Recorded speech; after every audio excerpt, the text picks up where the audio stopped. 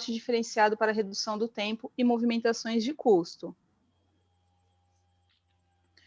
Coloquei algumas funções que fazem parte do centro de distribuição, seria um layout, o recebimento, a movimentação, a armazenagem, separação dos pedidos e a expedição.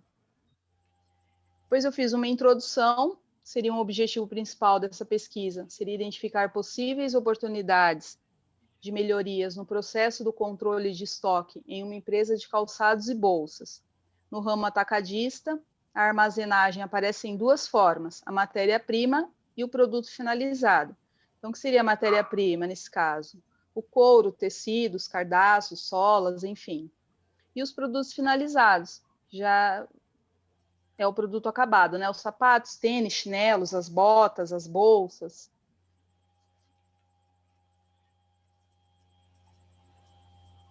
Um tipo de armazenagem que o senhor José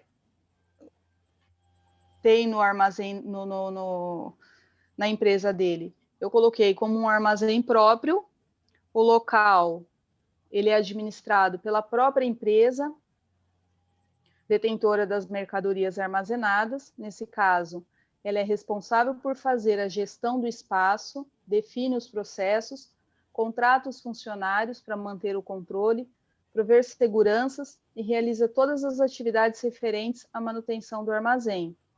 Por ser próprio, pode haver um maior gasto com a mão de obra, inclusive devido à necessidade do treinamento e às despesas do galpão. Só que tem também os benefícios, né? Como maior controle operacional, a liberdade para as mudanças no espaço, flexibilidade para ajustes estratégicos e a possibilidade de projetar as instalações para atender às necessidades específicas dentro da empresa. O método utilizado que ele tem é o cross-docking, que seria, ele não há necessidade de armazenar os produtos dentro do centro de distribuição. No momento em que o pedido ele é realizado, ele envia uma solicitação de compra para o fornecedor, por sua vez, envia para ele as mercadorias. Então, quando a sapataria recebe os produtos no seu centro de distribuição, os processos internos são facilitados, pois não há obrigação de armazenagem dos itens, porque os itens já estão vendidos. Quando ele é bem empregado, a empresa não só agiliza os processos de transporte, como consegue maior economia, devido à exclusão dos processos de estocagem, também minimiza os gastos necessários para gerir e manter o almoxarifado. Sapataria usa o cross-dock em movimentação contínua, recebe e envia o mais rápido possível para evitar acúmulo de itens dentro do estoque. Aí eu coloquei um desenho da área de recebimento e a área de expedição. Depois eu coloquei alguns benefícios aí com essa movimentação de cross-docking, que é a redução do tempo, centro de distribuição, entregador e o cliente.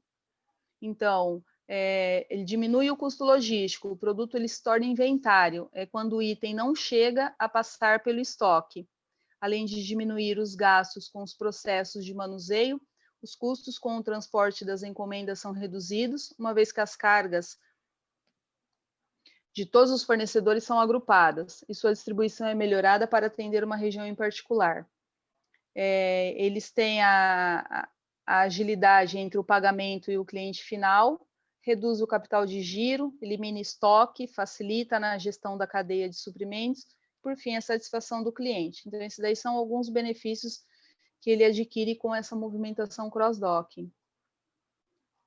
Coloquei um desenho aí da transportadora. É utilizado o sistema porta-pallets, seria a melhor solução de armazenagem, onde é preciso guardar produtos com variedade de itens e com a necessidade de rápida movimentação. Uma das maiores vantagens desse sistema é o porta-pallets, é a facilidade de distribuição e na altura das estantes, que podem ser determinadas de acordo com as características do armazém, as empilhadeiras e dos elementos da própria armazenagem. Facilita a localização de cada item e reduz os custos com a gestão de estoque.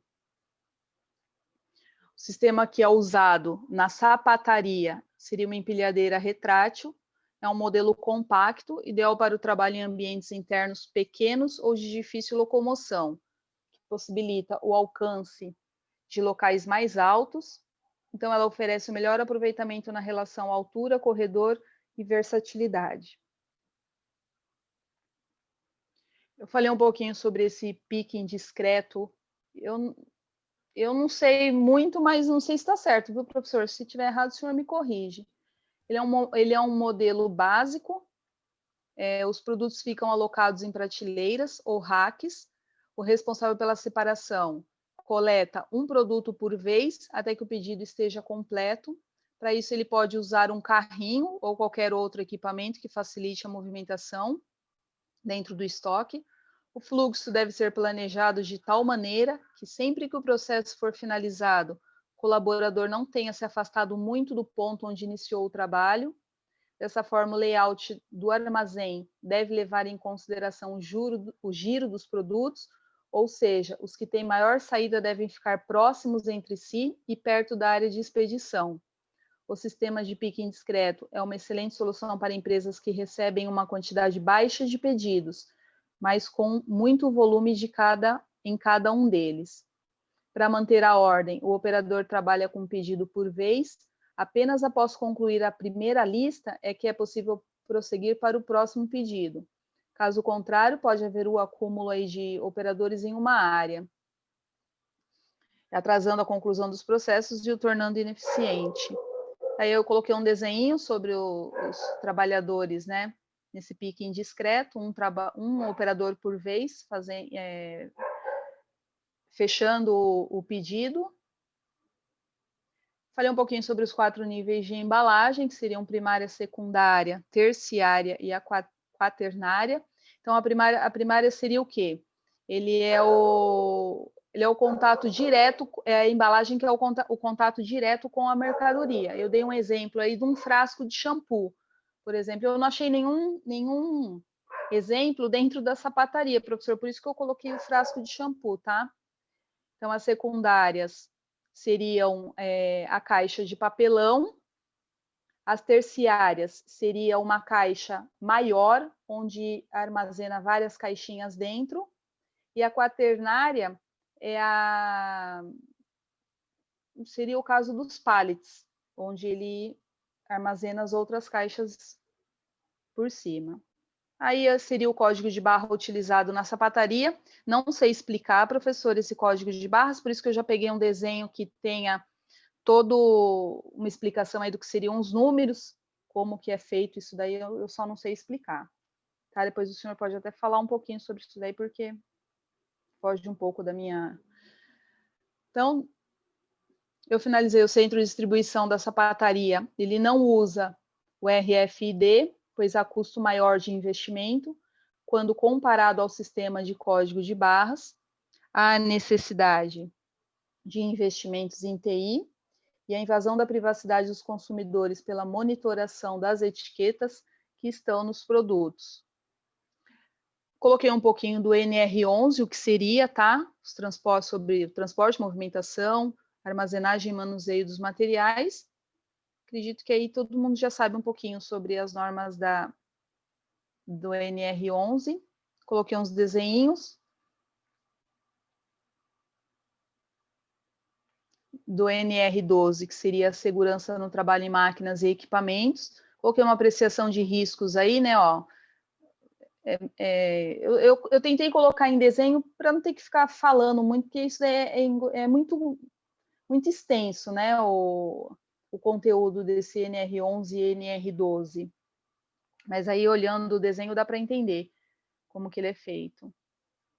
E é isso, professor. E aí, o finalzinho é o senhor José apresentando para vocês. Deu para ouvir, professor? Não sei se meu áudio está bom. Ouvimos aqui, meus parabéns, palmas para a Ivana e o seu projeto para a sapataria bem informada. Gostei muito do... Professor, mas sabe o que eu acho que eu esqueci? Eu não falei nada sobre o e-commerce, não tinha que falar? Depois eu fui lá ler o livro que fala que o filho dele aumentou a sapataria dele, ele não deu conta e ele começou a vender por internet. Eu não falei isso. Então, na verdade, esse aí é a razão para ele procurar você. Ó, expandimos, estamos vendendo pela internet e agora a gente precisa de um centro de distribuição, né? Então, na verdade, na história, o e-commerce na sapataria do seu José é que fez com que ele pensasse agora na solução que você apresentou do centro de distribuição, entendeu? Que é a parte... Ah, mas ficou legal. Você sentiu insegurança ali na codificação, né? Que é algo que a gente... Ó, o pessoal está aplaudindo aqui você.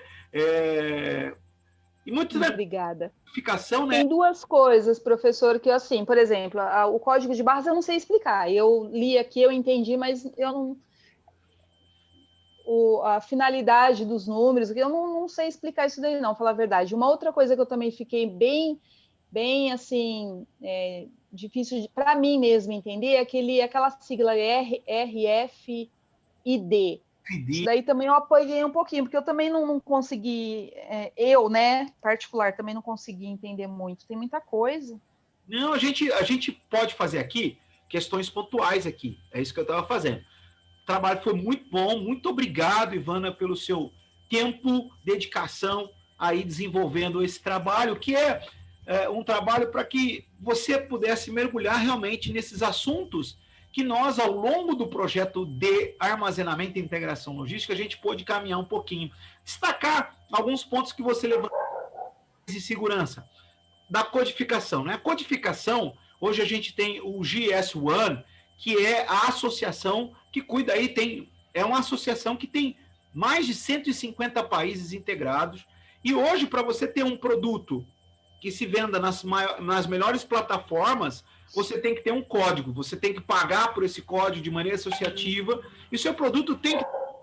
A codificação, ela veio para dar essa alavancada no varejo. Então, ela possibilita lá as leituras, tanto ali no controle de estoque que você falou, muito bem, você vai usar até ali trabalhando com o picking, né? Já falo aqui um pouquinho. Então, você vai ali, ó, com o leitor na mão, codificar a caixa, codificar quantos produtos tem na caixa, fazer essa leitura, o sistema entende e consegue fazer essa leitura de maneira tranquila. Inclusive, muito importante, o código hoje, a codificação com o GTIN, né, que é o Global Trade Number, código de rastreio, que é aquele que a gente utiliza tanto para verificar onde está a mercadoria, como para facilidade na hora do faturamento. Então, a codificação ela tem esse... Né? Ela vai... o código de barras é uma representação desses números, e esses números, por que o código de barras é muito utilizado? Porque o computador ele entende linguagem binária. Então, ele consegue ler aquelas barrinhas, e ele, como as barrinhas são espaços binários, barrinhas pintadas, espaços maiores, ele lê e consegue detectar. Puxa, isso aqui é o código tal, tal, tal, tal, tal, tal. Esse código tal, tal, tal, tal é essa mercadoria. Então, a linguagem binária associada aos sistemas de leitura, informatização, logística, possibilitam aí velocidade, né? Então, lá o cliente da sapataria do seu José faz a compra pelo site, né? E, como você falou, o cross-docking já vai sendo movimentado. Esse pedido entra lá na movimentação, alguém vai separar esse pedido através do pique discreto, né? Que você mencionou também outro ponto aí que você ficou talvez um pouco mais insegura. É uma das formas de separação de pedido, né? E como você falou, o pique discreto ele é útil porque cada operador vai se preocupar com um pedido. E aí eu só passo para outro quando eu termino um pedido. Então eu pego o pedido de um cliente que comprou, imagina, um Scarpan, um tênis, e fecho esse pedido. Então, quantos pedidos forem necessários, eu faço o pique por vez, separo e mando para a distribuição, não é? Esses pontos aí você ficou talvez com mais segurança. O RFID, né, que é a ideia de radiofrequência, talvez ela seja aí talvez um passo importante na velocidade que nós temos para o varejo, para algumas compras. A gente tem alguns cases de sucesso, que é de radiofrequência. A ideia é que você tem um transponder, a mercadoria ela emite sinal com etiqueta, esse sinal é recebido por uma antena, é feita uma leitura de dados e esses dados são, então, organizados. Como você falou... Ah, eu não sabia, na realidade, o que significava a sigla, por isso que eu não consegui desenvolver. Ai, meu Deus. Realmente, né, no meio logístico, a gente utiliza a sigla mesmo e fala inglês. Né? Então, quando você vai ver material, está escrito RFID, né? É a radiofrequência, né? Então, entendi. Frequências você já clareou as ideias. Mas como você falou, o seu trabalho muito bem, é um investimento em equipamento alto. Né? Então, você vai ter que investir em equipamento, vai ter que investir aí numa mudança, nas etiquetas com a transmissão, que não são baratas. Então, talvez nesse primeiro momento, para o seu José não seja, talvez, agora o implemento que ele deva fazer. Parabéns, Ivana, Obrigada, pelo professor. trabalho, viu? Deixa eu só perguntar uma coisa. Naquela parte de código de barras, eu não sei, eu nunca trabalhei com isso, mas dentro de uma logística, cada vez que é passado esse código de barras, eles conseguem identificar de que está faltando, está acabando aquele tal produto ou não, através do código de barras ou não? Não sei se o senhor entendeu a minha pergunta. Claro. E aí é a parte daquilo que a gente trabalhou, que é a integração logística. Esse código de barras associado a um sistema, ele faz essa leitura. Então, quando sai uma mercadoria, o meu sistema já faz a leitura. Ó, sapato 38 não tem mais, né? Então, já baixo o meu nível de estoque e já preciso aí, inclusive, fazer a gestão das compras de um novo lote, dependendo do sistema. Legal, entendi. Bem integrado. Obrigada, professor. Vai até dar profundidade no próximo projeto, que vai falar de algumas novidades, e a gente vai dar até uma profundidade a essa relação, né, daquilo que a gente tem na operação, dos sistemas e como isso pode se modernizar ainda mais aí nos próximos anos.